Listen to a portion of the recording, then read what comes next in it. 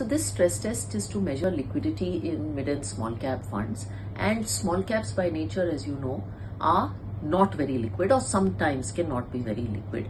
So what SEBI has asked fund houses to disclose is the number of days it would take to liquidate 25% of your portfolio of a fund, 50% of the portfolio of a fund.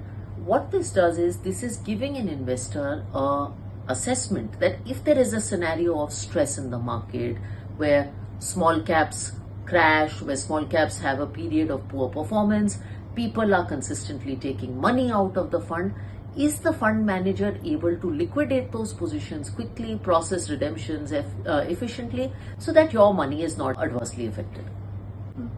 So let me give you an example of this using our own funds and portfolios. So if I take Edelweiss Small Cap Fund, 25% of the portfolio can be liquidated in 2 business days. 50% of the portfolio can be liquidated in 3 business days. Now 2 business days and 3 business days is not a very long time, especially when you're talking about a scenario like 25% or 50%, which is a large amount to liquidate.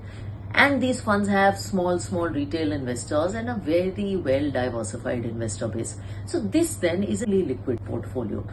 This is just a way for investors to get additional information about the quality of the portfolio in the underlying fund that they have, and all AMCs will have to disclose this data.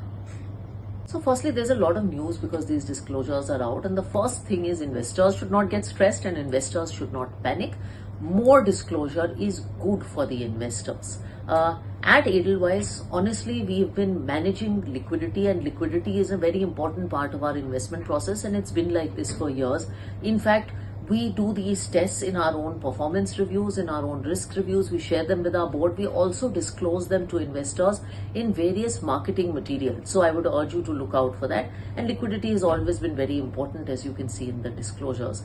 I think one message for investors to take away, especially newer investors into the market, is typically when we start investing, we place a lot of emphasis on returns, recent returns. And while returns are one part of investing, they're not the only part of making a decision on fund selection. Looking at the quality of portfolio, looking at things like liquidity, these are extremely important things. So make a more nuanced decision, look at multiple things when selecting a fund, and liquidity is one of them.